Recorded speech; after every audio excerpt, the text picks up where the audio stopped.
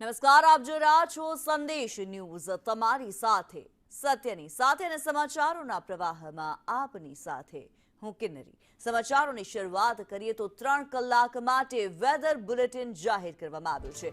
11 વાગ્યાથી લઈને 2 વાગ્યા સુધી એલર્ટ આપવામાં આવ્યું। સુરત, તાપી, નવસારીમાં વરસાદનું એલર્ટ આપવામાં આવ્યું છે। પવન સાથે માવઠાની આગાહી કરવામાં આવી છે।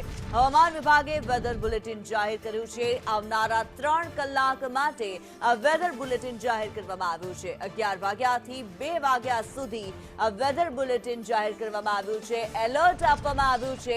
કમોસમી વરસાદની આગાહી કરવામાં આવી છે, જેમાં મહત્વપૂર્ણ રીતે સુરત, તાપી, નવસારીમાં વરસાદની આગાહી કરવામાં આવી છે। માવઠાની આગાહી, પવન સાથે માવઠાની આગાહી કરવામાં આવી છે। ભારે પવન ફૂંકાઈ શકે છે। 11 વાગ્યાથી 2 વાગ્યા સુધી એલર્ટ આપવામાં આવ્યું છે। હવામાન વિભાગે આગાહી કરી છે, વેધર બુલેટિન જાહેર કર્યું છે। દિવ્યા ચૌહાણ અમારી સાથે ફોન લાઈન પર જોડાયેલા છે। દિવ્યા, આપની પાસેથી જાણવા માંગીશું, હવામાન વિભાગે વેધર બુલેટિન જાહેર કર્યું છે, 3 વાગ્યા સુધીનું એલર્ટ।